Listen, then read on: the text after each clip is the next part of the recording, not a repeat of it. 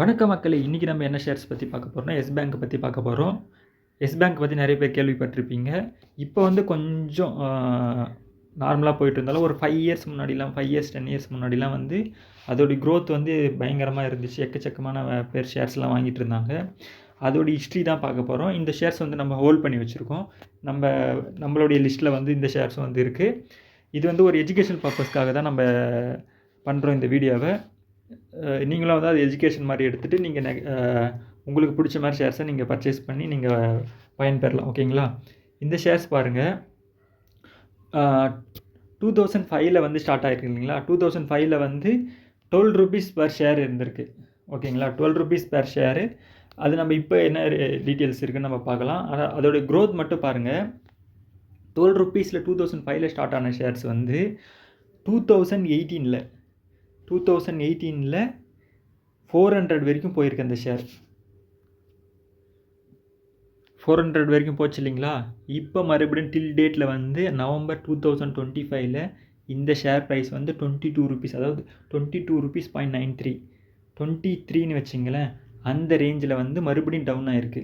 இந்த ஷேர்ஸ் வந்து நம்ம எதுக்கு மெயினாக ஹோல்ட் பண்ணியிருக்கணும்? உங்களுக்கு வந்து நான் ஏன் இந்த ஷேர்ஸை சொல்கிறேன்னா, ஒரு ஷேர்ஸை வந்து எங்கே பர்ச்சேஸ் பண்ணணும், எவ்வளோ நாள் ஹோல்ட் பண்ணணும், எங்கே பர்ச்சேஸ் பண்ணால் ஹை ப்ராஃபிட் கிடைக்கும்ன்றதுக்கு வந்து ஒரு பெஸ்ட் எக்ஸாம்பிளாக வந்து இந்த ஷேர்ஸை நீங்கள் பார்த்துக்கலாம். ஏன்னா நீங்கள் வந்து இந்த ரேஞ்சில் பாருங்களேன், 2010 வரைக்குமே பாருங்கள், 2010 11 அந்த ரேஞ்சிலே வந்து ஒரு 53 rupees தான் இருந்திருக்கு. 53, 50, அதாவது 50லேருந்து 60 rupees வச்சுங்களேன், இந்த ரேஞ்சில் தான் இருந்திருக்கு. அதுக்கப்புறம் ஒரு 5 இயர்ஸ்லேயே அதோட க்ரோத் வந்து 400 ரூபா ஷேர் வரைக்கும் போயிருக்கு. 400 ரூபா ஷேர் 18ல், அதுக்கப்புறம் ஃபுல் டவுன் ஆகிட்டு இப்போ 25ல் 23 rupeesல இருக்குது. இப்போ புரியுதா உங்களுக்கு? நான் ஏன் இந்த ஷேர்ஸை சொல்ல வரேன்னா, நீங்கள் வந்து ஒரு 10 இயர்ஸ் முன்னாடி வந்து அந்த ஷேர்ஸை அப்ளை பண்ணியிருந்தீங்க, நல்லா வாங்கி வச்சுருந்தீங்கன்னா, நிறைய பேர் என்ன பண்ணியிருப்பாங்க, நல்ல ஒரு 400, 300 அந்த ரேஞ்சில் வந்த உடனே சேல் பண்ணிவிட்டு வெளியே வந்தவங்களும் இருக்காங்க. அந்த டைமில் வாங்கினவங்களும் இருக்காங்க. இது ஏன் நான் சொல்கிறேன்னா, ஒரு ஷேரை வந்து எந்த இடத்துல பர்ச்சேஸ் பண்ணணும், எந்த இடத்துல ஹோல்ட் பண்ணணும்னு சொல்லிட்டு இதுதான் பெட்டர் எக்ஸாம்பிள். 350, 400 ரேஞ்சில் வந்து அதை சேல் பண்ணவங்களுக்கு அவங்கள வந்து வாழ்க்கையில் தான் நம்ம சில ஷேர்ஸ் பார்த்துருப்போம் இல்லைங்களா?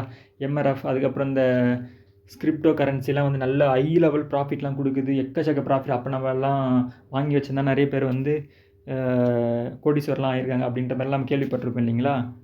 அதெல்லாம் வந்து நம்மளுக்கு வந்து வெளிப்படையாக தெரிஞ்சுது. வெளிப்படையாக தெரியாத ஷேர்ஸ் வந்து இந்த மாதிரி நிறைய இருக்குது. அதுக்கு வந்து ஒரு எஸ் பேங்க்கும் ஒரு எக்ஸாம்பிள் தான். நீங்கள் ஒன்று நினச்சி பாருங்கள், 12 rupeesல வாங்கி அது 400 rupees போச்சுன்னா ஆயிரக்கணக்கான மடங்கு அது வந்து நம்மளுக்கு ப்ராஃபிட். இப்போ ஒன்றும் இல்லை, 100 மடங்கு ப்ராஃபிட்ன்றது என்னது?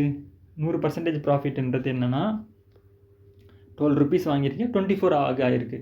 இதுவே 100%. அப்போது 12 rupees வாங்கி 400 வரைக்கும் போயிருந்துச்சுன்னா அது எந்த அளவுக்கு ப்ராஃபிட்னு சொல்லிட்டு நீங்களே கற்பனை கூட பண்ண முடியாத அளவுக்கு உங்களுடைய க்ரோத் இருந்திருக்கும். ஆனால் சில பேர் வந்து என்ன பண்ணுவாங்க, இந்த ஷேர் வந்து நல்லா ஏறுது, 400 வரைக்கும் போகுது அப்படின்னு சொல்லிட்டு அந்த டைமில் 400, 350 ரேஞ்சில் வாங்குறவங்களாம் இன்றைக்கி வந்து லாஸில் தான் இருப்பாங்க. அதனால தான் வந்து ஒரு ஷேர்ஸ் அனலைஸ் பண்ணும்போது எந்த இடத்துல வாங்கணும், எந்த இடத்துல விற்கணும் அப்படின்றது வந்து ஒரு மெயின் இதுவாக செயல்படுது. ஓகேங்களா?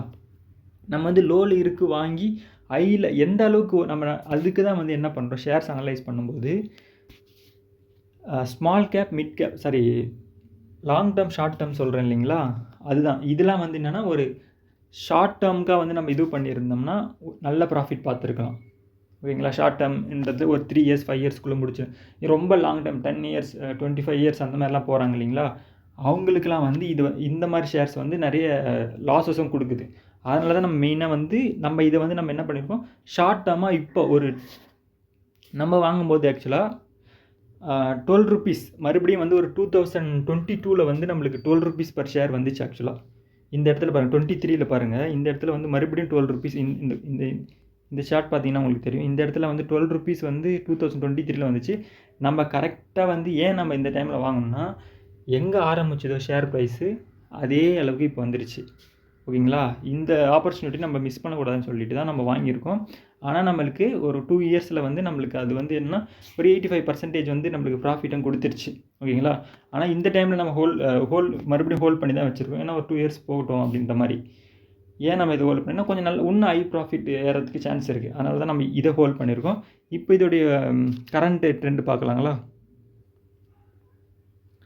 இங்கே பாருங்கள் கரண்டில் பாருங்கள் 22லேருந்து அப்படியே 23, 24 அந்த ரேஞ்சில் அப்படியே அப் அண்ட் டவுன்ஸ் நிறைய இருக்குது. அப்போ வந்து என்னன்னா நம்ம எவ்வளோக்கு எவ்வளோ நேரம் நம்ம வந்து இப்போ வந்து நம்மளுக்கு வந்து பிரச்சனை கிடையாது. ஏன்னா நம்ம வாங்குனதே 12 ருபீஸில் தான் வாங்கணும். ஓகேங்களா? அதனால் வந்து நம்ம வந்து இந்த டைமில் வந்து அப் அண்ட் டவுன்ஸ் நம்ம பெருசாக ஐயோ 20 போகுது, 90 போகுது, 18 போகுது, அதெல்லாம் நம்மளுக்கு பிரச்சனை இல்லை. 24 போனாலும் சரி, 30 போனாலும் நம்மளுக்கு பிரச்சனை கிடையாது. ஏன்னா நம்ம வாங்குனது வந்து என்னென்னா 12 ருபீஸில் தான் வாங்கியிருக்கோம். நம்ம வாங்கினது பர்ச்சேஸ் பண்ணதே ஆனால் ஆல்ரெடியே வந்து நம்மளுக்கு வந்து ஒரு 85% வந்து நம்மளுக்கு ப்ராஃபிட்டில் தான் இருக்குது. ஓகேங்களா? அதனால் வந்து நம்மளுக்கு பிரச்சனை கிடையாது. அதனால தான் சொல்கிறேன், நீங்கள் ஒரு ஷேரை அனலைஸ் பண்ணும்போது எந்த இடத்துல நம்மளுக்கு ஷேர் வாங்கினா பெட்டரு, அந்த ஒரு ஷேரோடைய அந்த அனலைஸ் பண்ணும்போது அது வந்து அந்த மார்க்கெட் வேல்யூவும் சரி, அதோடைய புக் வேல்யூன்னு சொல்லுவாங்க.